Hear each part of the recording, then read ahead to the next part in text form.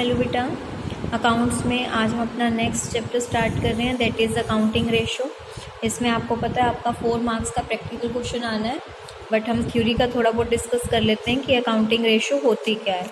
देखिए, कोई भी रेशो होती है ना, वो क्या होता है कि अर्थमेटिकल नंबर्स की फॉर्म में होती है, जो बिटवीन 2 फिगर्स निकाली जाती है। 2 फिगर्स के बीच में हम एक रेशो निकालते हैं दोनों को कंपेयर करने के लिए।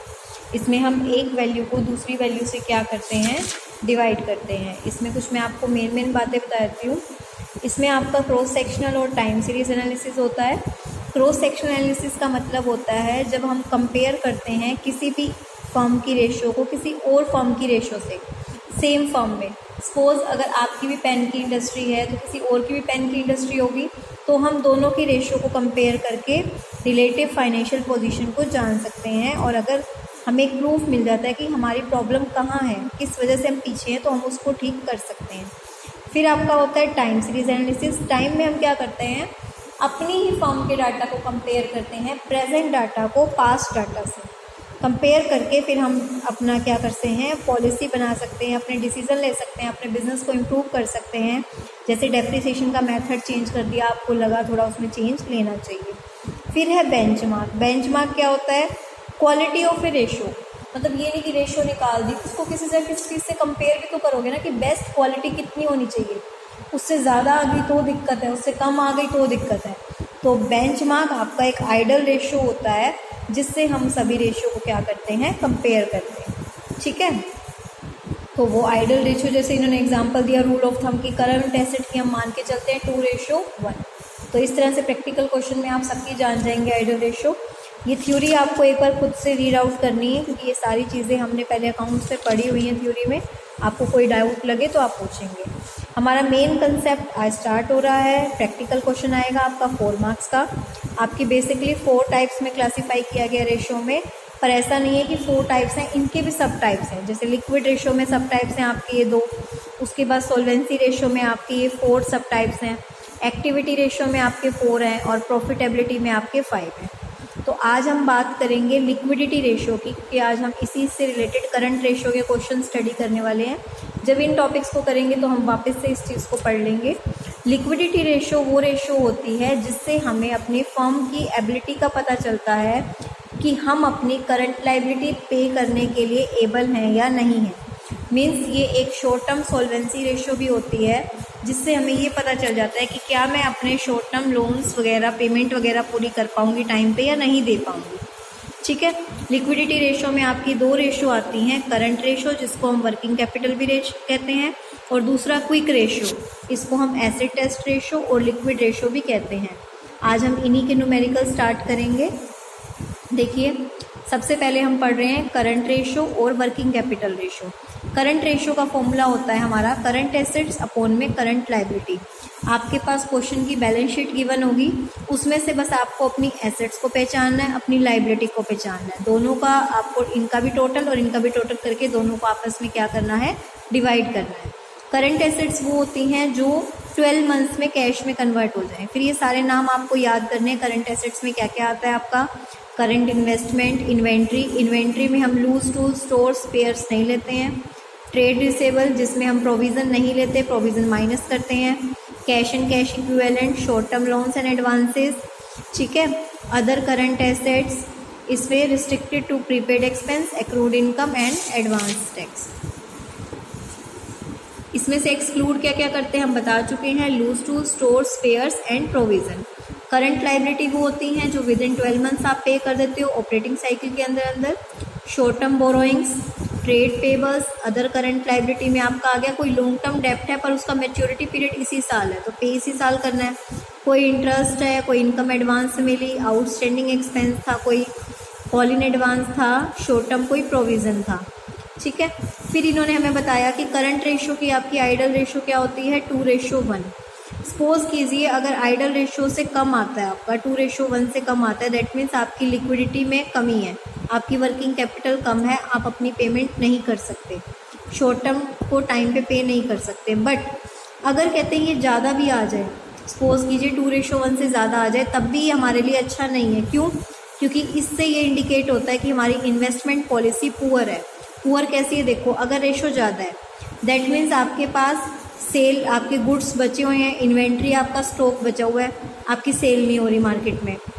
ट्रेड रिसेबल, आपके डेटर्स हैं वो लॉकअप है, डेटर से आप पैसा नहीं ले पा रहे अपना, आपका डेटर से रिकवरी नहीं हो रही है।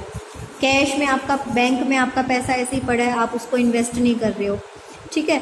तो ये सारी प्रॉब्लम्स अगर कम है तो यानी कि हम लिक्विडिटी हमारी कम है, हम पेमेंट नहीं कर सकते। ज़्यादा है तो ज़्यादा के ये रीज़न भी हो सकते हैं। तो कम या ज़्यादा दोनों ही हमारे लिए गलत होती है। हमारी आइडल रेशो क्या होती है? 2:1। तो चलिए अब इसके हम अपना क्वेश्चन स्टार्ट करते हैं। ये आपको कुछ पॉइंट बताए हुए हैं कि क्या क्या चीज़ें हमें लेनी है, क्या नहीं लेनी है, तो ये आप पढ़ लेंगे।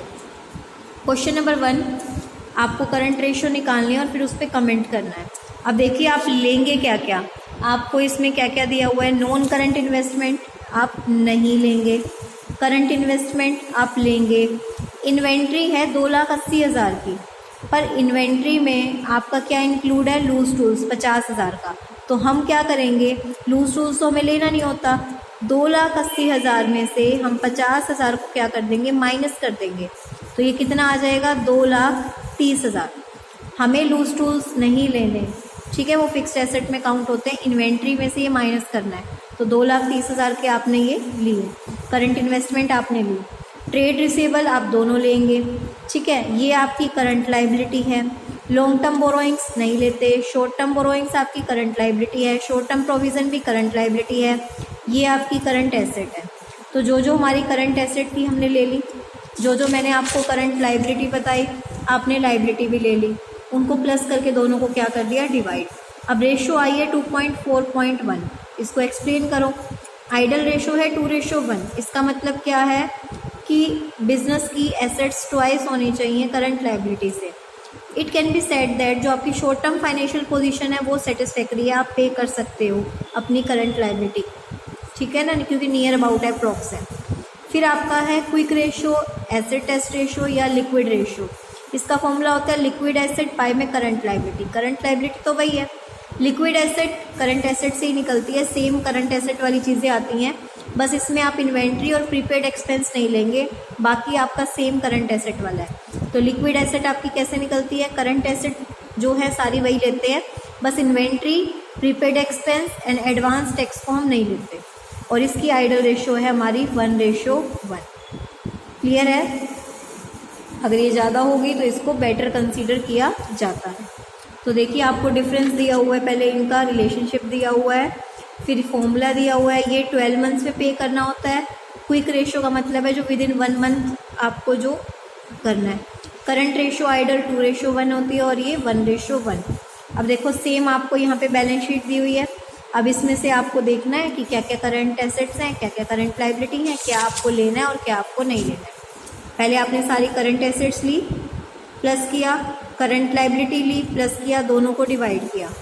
फिर आपने क्विक रेशो निकालने के लिए क्या किया? करंट एसेट्स में से इन्वेंट्री और जो इनकम टैक्स पेड था वो माइनस कर दिया, तो आपकी क्विक रेशो आ गई, ठीक है।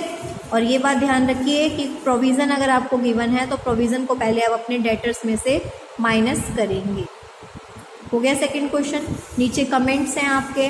3:1 आई है जो साउंड बिजनेस को बताती है, बट आइडल रेशो 2:1 है।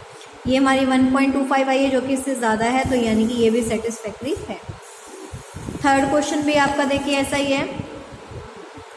करंट एसेट्स आपने ली, करंट लाइबिलिटी आपने ली, दोनों को डिवाइड कर दिया। अब देखना आपको है ना ये इसमें कि हमें क्या इंक्लूड करना है और हमें क्या इंक्लूड नहीं करना। तो ये भी बहुत सिंपल है। फोर्थ में भी देखिए आपको आइटम्स दी हुई हैं। आपने क्या किया? करंट एसेट्स लिया, करंट लाइबिलिटी लिया, डिवाइड कर दिया, करंट रेशो आ गया। फिफ्थ में भी आपको करंट रेशो निकालना है। अब देखो फिफ्थ क्वेश्चन में आपका क्या दिया हुआ है? आपको एसेट्स का टोटल दिया हुआ है। अगर टोटल एसेट्स में से मैं फिक्स्ड एसेट और नॉन करंट एसेट को माइनस कर दूं तो करंट एसेट आ जाएगा। मेरी टोटल एसेट्स में से मैं फिक्स्ड एसेट और नॉन करंट को माइनस कर दूं तो करंट एसेट आ गया। फिर करंट लाइबिलिटी कैसे निकलेगा? शेयर होल्डर फंड आपको दिया हुआ है, ठीक है। टोटल एसेट्स में से अगर मैं अपना शेयर होल्डर फंड और अपनी नॉन करंट लाइबिलिटी को माइनस कर दूँ, देखो ये होती है बैलेंस शीट, ठीक है। यहाँ पे मानो आपकी क्या होती हैं? लाइबिलिटी, यहाँ पे क्या होती है? एसेट। यहाँ लाइबिलिटी में आपका क्या आता है? Share holder fund, shares. फिर आपका यहाँ पे क्या आता है? नॉन करंट एसेट और करंट एसेट, ये आपकी होती है टोटल एसेट। अगर देखो मुझे ये दो चीज़ें गिवन है, ये चीज़ निकालनी, कैसे निकलेगी, दोनों तरफ का टोटल सेम होता है ना, तो अगर मैं टोटल एसेट्स, क्योंकि टोटल एसेट किसके इक्वल होगा, टोटल लाइबिलिटी के, तो अगर इस टोटल में से मैं इन दोनों को माइनस कर दूंगी तो यहाँ से मेरी करंट लाइबिलिटी आ जाएगी। इसी तरह मुझे टोटल एसेट दी हुई है, यहाँ पे मुझे फिक्स्ड एसेट भी दी हुई है, मुझे नॉन करंट एसेट भी दी हुई है, निकालनी क्या है, करंट एसेट। तो टोटल में से इन दोनों को माइनस किया, करंट एसेट आ गया, टोटल में से इन दोनों को माइनस किया तो करंट लाइबिलिटी आ गया। बस ये ध्यान रखना है कि जो टोटल एसेट होती है वही हमारी क्या होती है, टोटल ऑफ लाइबिलिटी भी होती है। ठीक है, तो करंट एसेट और करंट लाइबिलिटी आ गया, दोनों को हमने क्या कर दिया, डिवाइड कर दिया। तो आज आपका यहीं तक था। आपको 5 क्वेश्चंस प्रैक्टिकल सॉल्व करके मुझे भेजने हैं। इसके क्वेश्चंस आप डेली की डेली सॉल्व करेंगे, जितना आप साथ के साथ सॉल्व करेंगे आपकी प्रैक्टिस होगी। 4 मार्क्स आपके फ्री के हैं, बस आपको इस तरह से फॉर्मूले आपके याद होने चाहिए। तो ये देखिए, ये प्रैक्टिकल क्वेश्चन है, देख लीजिए अपनी बुक में मैच कर लीजिए। 1, 2, 3, 4 एंड 5, ये 5 क्वेश्चंस आपके होमवर्क हैं। 5 date Monday, 1 to 5 question homework. ठीक है, तो ये आपको मंडे का आपका होमवर्क है, ये 5 क्वेश्चंस आपको करने हैं। नेक्स्ट क्लास में हम स्टार्ट करेंगे क्वेश्चन नंबर 6। Thank you.